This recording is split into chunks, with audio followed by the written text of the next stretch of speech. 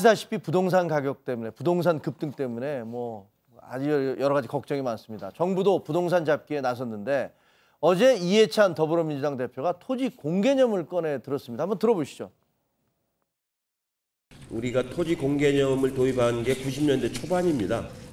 개념으로는 그 공개념을 도입을 해놓고 실제로 한 거진 뭐 20년 가까이 그 공개념의 실체를 만들지 않고서 이렇게 오다 보니까 토지는 제한된 공급제인데 유동성은 매우 커졌고 토지는 공급이 안 되기 때문에 그 집값이 폭등할 수밖에 없는 그런 구조를 만들어 놨는데, 자, 과거 구조 때문에 뭐 폭등할 수밖에 없다 이런 구조다라고 얘기했는데 토지 공개념 20년 전부터 개념은 있었다. 근데 실천이 안 됐다 제대로. 이 얘기 이게 뭐고? 그다음에 지금 당장 내일 부동산 대책을 내놓는다는 거 아닙니까? 예. 어떻게 하겠다는 거죠? 그러니까 일단 토지 공개념이라고 하는 것이 토지는 뭐 소유는 개인이 가지고 있는 것입니다만 네.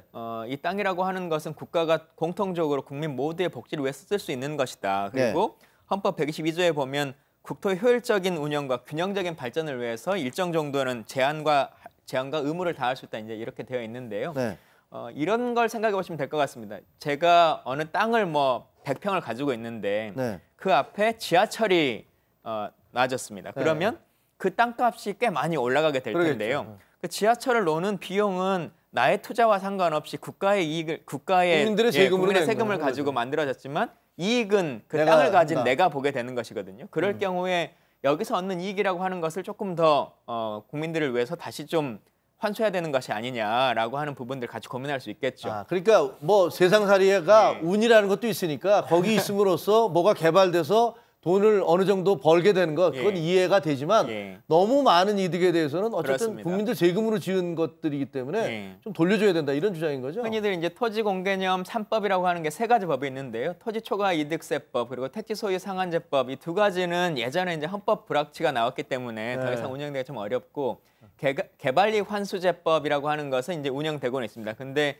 사실상 좀 유명무실하게 운영되고 있어서 개발로 얻는 이익이라고 하는 것 혹은 부동산을 2채, 3채 이상 많이 가지고 있어서 얻는 이익이라고 하는 것들에 대해서는 우리가 보유세라고 하거나 부유세라고 하는 이름을 통해서도 조금 더 강화할 필요성이 있는 것이 아니냐라고 하는 얘기를 하고 있는 것이고요. 뭐 내일 정부가 발표를 하겠습니다만 현재 나와 있는 건 사실은 국가가 할 수 있는 것은 세금의 조정, 세율의 조정이라고 하는 것을 통해서밖에 사실 할 수 없는 부분이 크기 때문에 보유세를 대폭 올리겠다 뭐 그런 논란이 있잖아요. 종합부동산세의 세율을 좀 높이고 보유세의 비율을 좀 높이겠다라고 하는 부분 부분 지난주쯤에 이제 김현미 국토부 장관이 얘기를 해서 기재부랑 약간 의견 차이가 있었던 것 중에 하나가 임대주택을 소득자로 신고한 사업자로 신고한 사람들에 대한 부분들을 좀 재조정해야 된다라고 한 얘기가 있었는데 이 부분에 대해서 이제 기재부랑 어느 정도의 합의를 이루어서 발표를 할지 많은 사람들이 관심을 갖고 있습니다.